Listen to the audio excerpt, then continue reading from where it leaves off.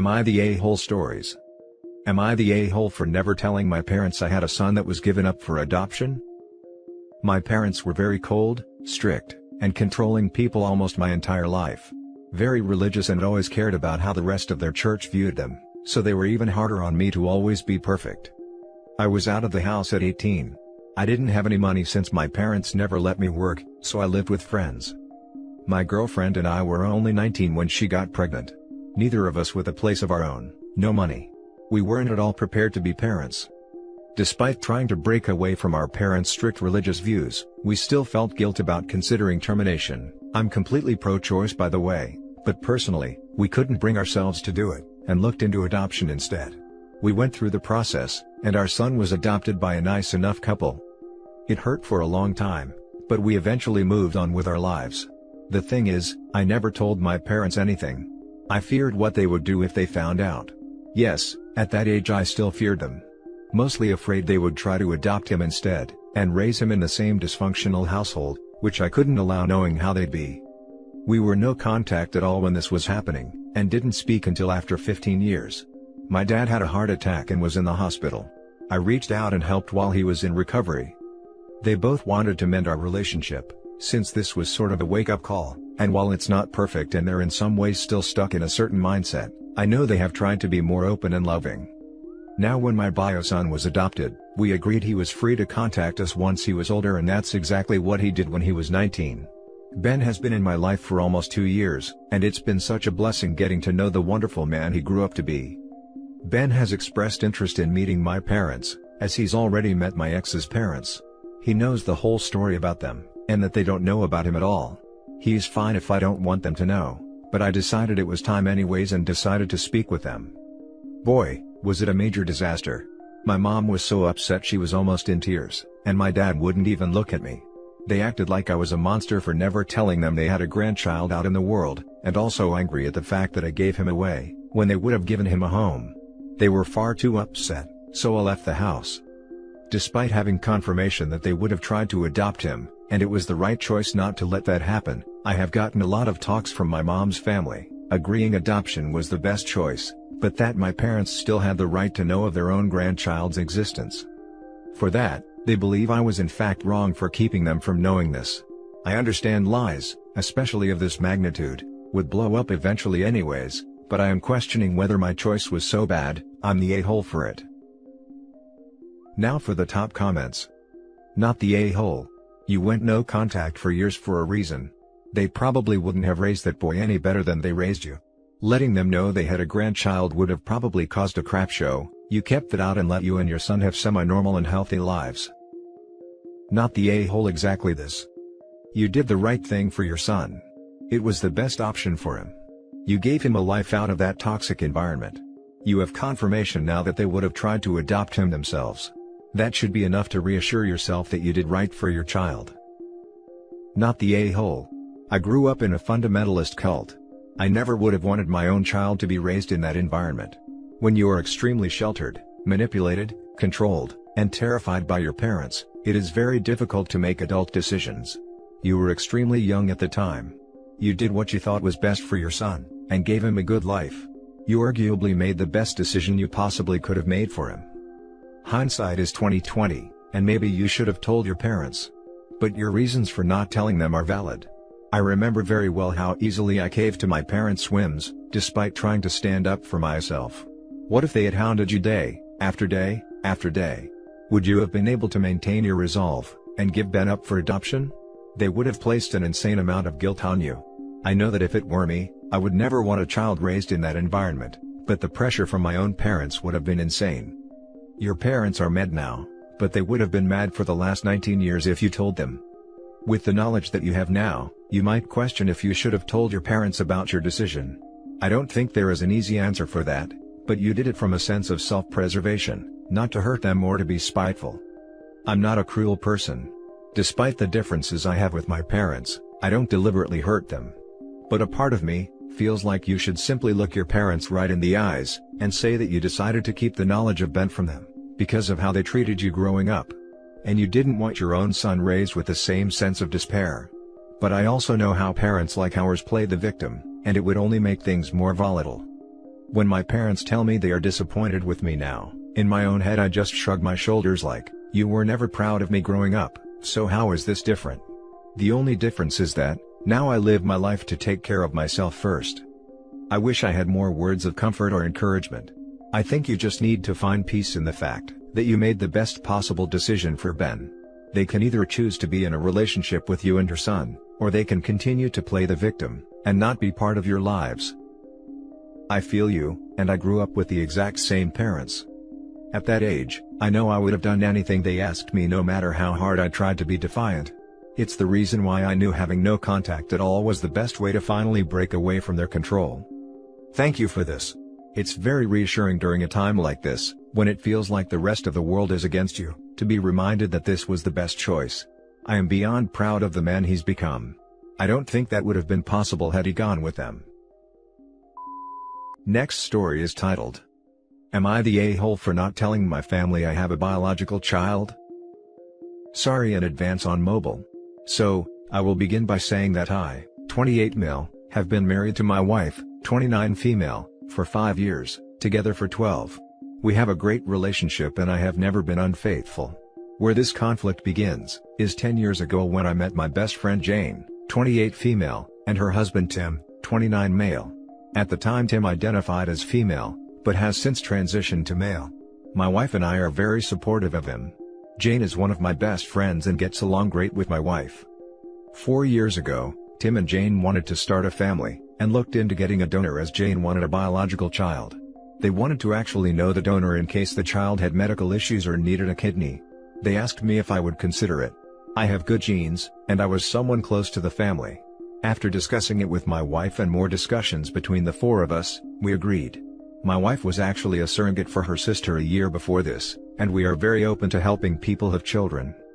We signed a contract with Jane and Tim, making sure all legalities were taken care of. Their son Gabe was born 3 years ago now. The role I play in his life is the fun uncle who spoils him, and occasionally watches him. Tim is his father in every important way. We agreed that we would tell Gabe when he was older, that while Tim is his father, I am his biological donor. I didn't tell my family, because I didn't want them interfering in Gabe's life. My mother can be a bit much. Tim and Jane should be able to raise their son without interference. We were all happy with this arrangement. Now that he is older, Gabe has started to look more and more like me when I was his age. For Thanksgiving Tim, Jane, and Gabe came over after quarantining themselves for 2 weeks. My mother did a drive-by, and saw Gabe sitting on my shoulders. Something must have clicked and she put 2 and 2 together. She called me later, crying asking if I was Gabe's father. I told her I am his donor, and that Tim is his father. She blew up at me. How I am depriving her of one of her grandchildren. My sister has 3 children. My sister later called and was pissed, but when I explained the situation, she understood. She just said we shouldn't keep secrets like this. I told her it was none of their business, and we have no say in how Tim and Jane raise Gabe. She called me an idiot. My mother will not talk to me. My dad has said they had a right to know, and want to be part of Gabe's life. So, am I the a-hole for not telling my family I have a biological child? Now for the top comments. Not the a-hole. Gabe is not her grandchild, and she isn't entitled to him. Well, actually the child is her grandchild biologically, but she will have to accept that her son was acting as the donor and legally isn't the father. Gabe is not her grandchild, legally or socially. That doesn't trump the weak biological connection. Not sure what your comment is supposed to prove. Not the a-hole. Absolutely not. They're turning a selfless gift into a selfish act. It is not and will never be about them. You need to do everything in your power to protect Gabe, and Tim and Jane from your family. They should also know that they know this well, so Tim and Jane can be on the lookout for future run-ins. Not the a-hole, and your intuition about your nosy parents was exactly right. They have no right to be in Gabe's life. You and your wife sound like wonderful people, and I hope you all continue to be important parts of Gabe's development. Out. Now for the next story. Am I the a-hole for not wanting to be in a child's life that I gave birth to? Background: my best friend couldn't have children, the risk of her death was too high and she already was having fertility problems. So long story short, I agreed to be her family surrogate, mostly due to the fact that she was my best friend. I cannot stand her husband though, the only reason I did this was for her.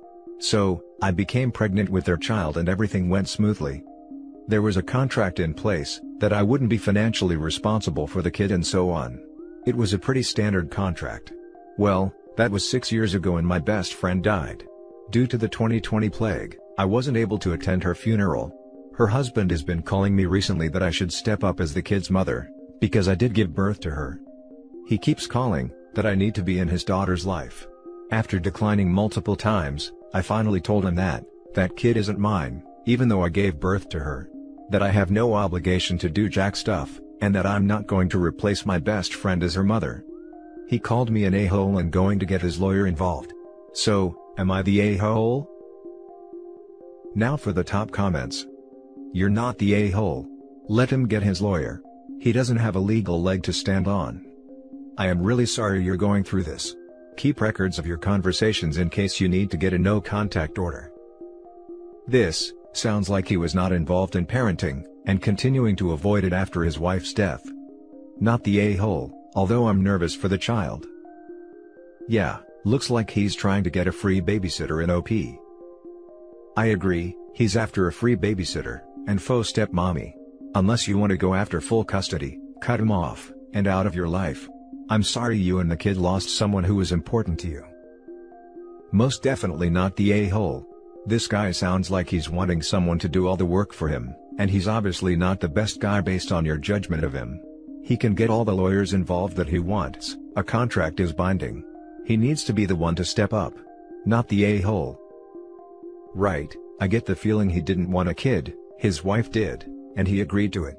He doesn't want her to take responsibility, he wants to push the child off to someone else so he won't have to care and raise for her. Now for the last story. Am I the a-hole for making potentially embarrassing family genealogy discoveries visible on Ancestry.com? I've been the extended family's amateur genealogist for more than 20 years. I've built an enormous family tree on Ancestry.com. Names and details on all living people are hidden, unless I give special permission to someone. Info on deceased people is visible. Like a lot of American families, there's a persistent myth that we have some Native American heritage. My late paternal grandmother told us that she was descended from a French soldier who married a Native American woman. Well, Grandma, who was a very sweet lady, made this up. She was orphaned at age 2, and didn't even remember her biological parents. Maybe she just wanted an origin story? I figured out who her biological parents were earlier this year, by triangulating my DNA matches and searching other people's public family trees. My great-grandparents were Eastern European immigrants. From newfound relations, I was able to learn a bit of family history. No Native Americans are in it. I'd actually forgotten about the Native American stories. My dad is no longer alive, but I shared this info with his brother, my uncle. He thanked me but asked, "Are you 100% sure there's no Indians?" His word, not mine, in our tree? Yep, 100% sure, I told him. He responded, "Well, Ronnie, fake name, isn't going to like hearing that. Ronnie is my cousin, I haven't seen him since we were kids," and he apparently took the Native American thing to heart. He went out and got a bunch of tattoos with symbols from some local tribe. I checked out his Facebook, and sure enough, he and his kids even go to local powwows, and are tribal dancers. I had no idea. To look at Ronnie, I guess you could believe he had somewhat exotic ethnicity if he claimed it. Dark hair and eyes, warm skin tone, high cheekbones, large nose. On the other hand, he looks pretty damn Slavic too. I had, and have no intention of telling anybody in Ronnie's world, that this is untrue. But he did not take the news well. His dad shared my number and I got a text from Ronnie telling me to take down any info about our family origin immediately. I responded no, and reassured him that his name wasn't displayed, and his secret was safe with me. I'm not trying to out anybody as anything. I don't share findings on Facebook, and you'd really have to dig through the Ancestry.com tree and know what to look for, to find these nuggets on your own. He texted back, "You're a freaking witch." I blocked him. In hindsight, I wish I'd have responded, "And you're a white dude?"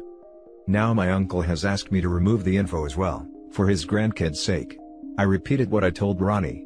At least my uncle didn't curse at me, though he is disappointed. I'm sorry Ronnie didn't have the foresight to do his own research before going native, but I don't think I'm an a-hole for accurately representing our family history where someone else could see it. Or am I? Now for the top comments. Not the a-hole, Ronnie should have checked and double-checked before he based his lifestyle on a story. Good for you for standing up for yourself. In all fairness, I don't think these resources were readily available a couple of decades ago when Ronnie was a youth. I don't really think it's fair to tell the person to do their research retroactively when that probably wasn't possible. Not the a-hole. It was a huge thing, back in the day, for grandparents to tell family we were part Native American. I have no idea why. My mom's side was Cherokee. We aren't, and are as white as could be. We are Irish, English, and German with a little Russian thrown in. Based on my, admittedly limited, knowledge in this area, at the turn of the 19th century, when indigenous groups had been suppressed, a lot of their population had died, from disease/war/trail of tears, all the other terrible things, and the myth of the noble savage became popular. Pointing to native heritage became a way of claiming a connection to the land. Having some slight native heritage creates a much more palatable story than being the white invaders that took the land, especially when cultural attitudes towards indigenous people softened. Regardless, OP is not the a-hole. Even if the cousin was 1/16th Cherokee, claiming native heritage after being raised as a white person is kind of gross, especially if her cousin had no authentic connection to the culture before he got all his tribal tattoos. The fact that he is so mad over the 1/16th of heritage he thought he had, shows how thin the veneer was in the first place. Not the a-hole. Like a lot of American families, there's a persistent myth that we have some Native American heritage. I've got some Indian in me, was the earlier generations, but I've got a black friend. For a lot of people, it was that they literally had black ancestors, but were mostly white passing, so they used the Native American cover to explain any darker colorings, or not quite white-looking babies. And that's it for this video guys. If you have thoughts to share, leave a comment below. Don't forget to hit like and subscribe if you like this content. I'll catch you in the next one. Good day everyone.